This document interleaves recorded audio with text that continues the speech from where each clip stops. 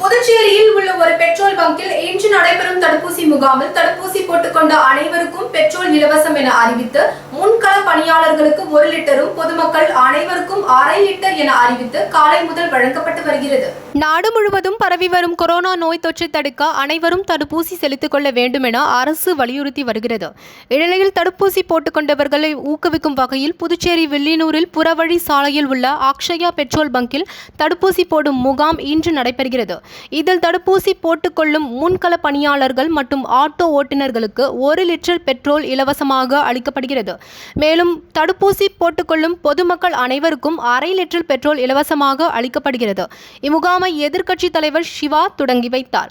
காலை முதல் இன்று ஒரு நாள் மட்டும் முகாமில் தடுப்பூசி செலுத்துபவர்களுக்கு இந்த சிறப்பு சலுகை வழங்கப்படும் என அறிவித்ததால் பொதுமக்கள் ஆர்வத்துடன் தடுப்பூசி செலுத்திக் கொண்டு பெட்ரோல் போட்டு உள்ள SBI வங்கியின் ATM டெபாசிட் இயந்திரத்தில் நூதன முறையில் லட்சக்கணக்கான ரூபாய் பணம் திருடப்பட்டுள்ளது. சென்னையில் உள்ள SBI வங்கியின் ATM டெபாசிட் இயந்திரத்தில் நூதன முறையில் லட்சக்கணக்கான ரூபாய் பணம் திருடப்பட்டுள்ளது. இந்நிலையில் புதுச்சேரியில் உள்ள SBI ATM இந்த நூதன கொள்ளை சம்பவம் நடந்துள்ளது. மணப்பட்டு கிளை எல்லை பகுதியான கன்னியகோவிலில் இயங்கி வருகிறது. இங்கு ரூபாய் 2,06,500 பற்றாக்குறை இருந்தது தெரியவந்தது. அதிர்ச்சியடைந்த வங்கி அதிகாரிகள் வங்கியின் அருகில் இருந்த ATMல் உள்ள CCTV கேமராவை ஆய்வு செய்தனர். அதில் கடந்த 17ஆம் தேதி மாலை 7:30 மணியளவில் அடையாளம் தெரியாத 2 பேர் 3 டெபிட் கார்டுகளை பயன்படுத்தி கேஷ் டெபாசிட் மிஷினில் இருந்து பணத்தை எடுப்பதும் தெரியவந்தது. 3 பேர் கொண்ட இந்த கும்பல் புதுச்சேரி மட்டுமன்றி கடலூர், விழுப்புரம் போன்ற பகுதிகளிலும் கைவரிசை காட்டி இருக்கலாம் என கருதப்படுகிறது. புதுச்சேரியில் பாவூரில் இருக்க SBI ATMல இருந்து 17ஆம் தேதி 2,06,500 ரூபாய் கொள்ளை போனதை எங்களுக்கு கம்ப்ளைண்ட் கொடுத்துருக்காங்க. ஸோ அது சம்மந்தமாக நாங்கள் FIR ஃபைல் பண்ணி என்ன விசாரணை பண்ணிட்டு வரோம். குற்றவாளிகள் CCTV கேமரா இருக்குது. ஸோ அதை நாங்கள் பறிமுதல் செஞ்சு குற்றவாளிகள் எல்லாருக்கும் நாங்கள் விசாரணை பண்ணிட்டு வரோம்.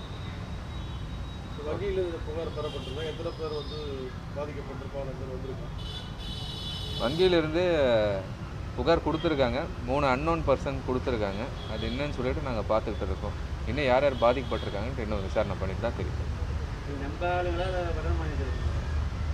இல்லை, CCTVயில் நாங்கள் இன்னும் விசாரணை செஞ்சுட்டு இருக்கோம். இந்த டீட்டெயில்ஸ் நாங்கள் இப்போ சொல்ல முடியாது. கொரோனா பரவலை கட்டுப்படுத்தும் விதமாக பதவியேற்பு விழாவில் கலந்து கொண்ட முக்கிய பிரமுகர்களுக்கு மட்டும் அனுமதி வழங்கப்பட்டுள்ளது. பொதுமக்களுக்கு அனுமதி இல்லை என்று தெரிவிக்கப்பட்டுள்ளது. புதுவையில் நடந்து முடிந்த சட்டமன்ற தேர்தலில் NR காங்கிரஸ் பாஜக கூட்டணி அதிக இடங்களில் வெற்றி பெற்று ஆட்சியை பிடித்துள்ளது. இந்த அரசின் முதலமைச்சராக கடந்த மாதம் 7ஆம் தேதி ரங்கசாமி பதவியேற்றுக் கொண்டார். இதையடுத்து அமைச்சர்கள் பங்கீட்டில் பாஜக NR காங்கிரஸ் இடையே நீண்ட இழுபறிக்கு பிறகு உடன்பாடு ஏற்பட்டது. இதையடுத்து புதிய அமைச்சர்கள் பட்டியலை கடந்த 23ஆம் தேதி கவர்னர் தமிழிசை சவுந்தரராஜன் முதலமைச்சர் ரங்கசாமி வழங்கினார். இந்த பட்டியலில் NR காங்கிரஸ் கட்சியை சேர்ந்த லட்சுமி நாராயணன், தேனி ஜெயக்குமார், சந்திர பிரியங்கா, பாஜக சார்பில் நமச்சிவாயம், சாய் சரவணகுமார் ஆகியோர் இடம்பெற்றுள்ளனர். ஆனால் இவர்களுக்கான இலாக்காக்கள் குறித்து இன்னும் அதிகாரப்பூர்வமாக அறிவிக்கப்படவில்லை. புதிய அமைச்சர்களின் பட்டியலை மத்திய அரசின் ஒப்புதலுக்காக கவர்னர் அனுப்பி வைத்தார். இந்த பட்டியலுக்கு மத்திய அரசும் ஒப்புதல் அளித்துள்ளது. இதைத் தொடர்ந்து பதவியேற்பு விழா கவர்னர் மாளிகை முன் நாளை ஞாயிற்றுக்கிழமை பிற்பகல் 2 மணிக்கு மேல் நடக்கிறது. கவர்னர் தமிழிசை சவுந்தரராஜன் புதிய அமைச்சர்களுக்கு பதவி பிரமாணமும் ரகசிய காப்பு பிரமாணமும் செய்து வைக்கிறார். இதற்காக அங்கு மேடை, பந்தல் அமைக்கும் பணி தீவிரமாக நடந்து வருகிறது. பதவியேற்பு விழா முடிந்ததும் நேராக சட்டசபைக்கு வரும் அமைச்சர்கள் தங்கள் அலுவலகங்களில் பொறுப்பேற்றுக் கொள்கின்றனர். இதற்காக சட்டசபை வளாகத்தில் உள்ள அமைச்சர்களின் அறைகள் முழு வீச்சில் தயாராகி வருகின்றன. இதற்கிடையில் அமைச்சர்கள் பட்டியல் தற்போது புதுச்சேரி அரசிதழில் வெளியிடப்பட்டு உள்ளது. இதில் நமச்சிவாயம், லட்சுமி நாராயணன், தேனி ஜெயக்குமார், சந்திர பிரியங்கா, சாய் சரவணகுமார் ஆகியோர் பெயர்கள் இடம்பெற்றுள்ளன. நிறைவடைந்த 24 மணி நேரத்தில் 8195 பேருக்கு கொரோனா பரிசோதனை மேற்கொள்ளப்பட்டுள்ளது. இதில் 261 பேருக்கு தொற்று உறுதி செய்யப்பட்டது. நேற்று காலை 10 மணியுடன் நிறைவடைந்த 24 மணி நேரத்தில் 8195 பேருக்கு கொரோனா பரிசோதனை மேற்கொள்ளப்பட்டது. இதில் 261 பேருக்கு தொற்று உறுதி செய்யப்பட்டது. இதன் மூலம் பாதிப்பு எண்ணிக்கை 1,16,186 உயர்ந்துள்ளது. ஒரே நாளில் 363 பேர் குணமடைந்துள்ளனர். தற்போது 493 பேர் ஆஸ்பத்திரியிலும் 2477 பேர் வீடுகளிலும் தனிமைப்படுத்தப்பட்டு சிகிச்சை பெற்று வருகின்றனர். அதாவது புதுவை அரசு ஆஸ்பத்திரியில் காந்தி வீதியை சேர்ந்த 70 வயது முதியவர், கதிர்காமம் அரசு மருத்துவக் கல்லூரி மருத்துவமனையில் அவ்வை நகரை சேர்ந்த 68 வயது முதியவர், ஜிப்மர் ஆஸ்பத்திரியில் தட்டாஞ்சாவடியை சேர்ந்த 75 வயது முதியவர், புதுவையில் உயிரிழப்பு 1.50%, குணமடைவது 95.95% உள்ளது. நேற்று முன்தினம் சுகாதார பணியாளர்கள் 28 பேரும், முன்கள பணியாளர்கள் 13 பேரும், பொதுமக்கள் 6826 பேரும் தடுப்பூசி போட்டுக் கொண்டுள்ளனர். இதுவரை 4,56,402 டோஸ் தடுப்பூசி போடப்பட்டுள்ளது.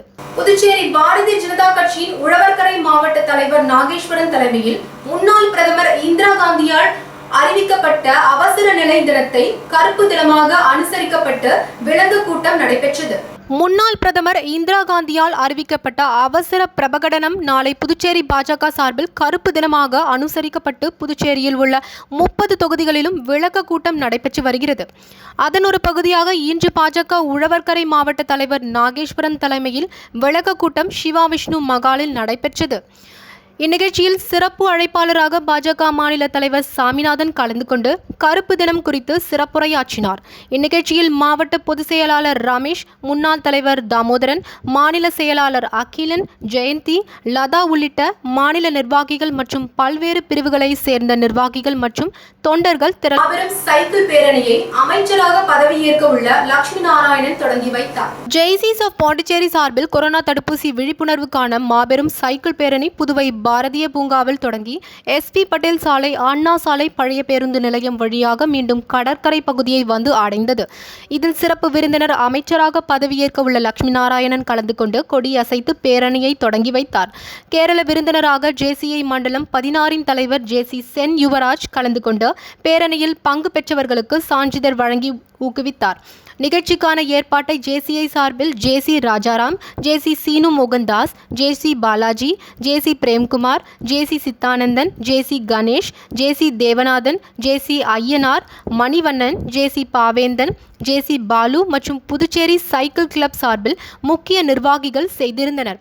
மேலும் இதில் ஏராளமான தன்னார்வலர்கள், ஜேசிஐ மற்றும் புதுவை சைக்கிள் கிளப் உறுப்பினர்கள் பங்கேற்று விழிப்புணர்வு பதாகைகள் ஏந்தி சைக்கிள்களில் சென்று பொதுமக்களுக்கு விழிப்புணர்வு. மாபோ சிவஞானம் அவர்களின் 116வது பிறந்த நாள் விழா முன்னிட்டு இனிப்பு மற்றும் அன்னதானம் வழங்கி கொண்டாடப்பட்டது. சிலம்பு செல்வர் பத்மஸ்ரீ டாக்டர் மா போ சிவஞானம் அவர்களின் 116வது பிறந்த நாள் விழா புதுச்சேரி கிராமணியர் நாடார் பேரவை சார்பில் பாக்குமுடியான்பேட் தலைமை அலுவலகத்தில் நடைபெற்றது. பேரவைத் தலைவர் புரந்தரதாசன் தலைமையில் நடைபெற்ற நிகழ்ச்சியில் சிறப்பு அழைப்பாளராக பாராளுமன்ற உறுப்பினர் வைத்தியலிங்கம் கலந்து கொண்டு மா போ சிவஞானம் திருவுருவ படத்திற்கு மலர் தூவி மரியாதை செலுத்தி பொதுமக்களுக்கு அன்னதானம் வழங்கினார். மேலும் நிகழ்ச்சியில் பேரவை காப்பாளர் மதிமகராஜா, கௌரவ தலைவர் ஆனந்த் செல்வராஜ், செயலாளர் சக்திவேல், மகளிர் அணி தலைவி ராணி உள்ளிட்ட பல்வேறு அணிகளை சேர்ந்த நிர்வாகிகள் திரளாக கலந்து கொண்டனர். நன்றி.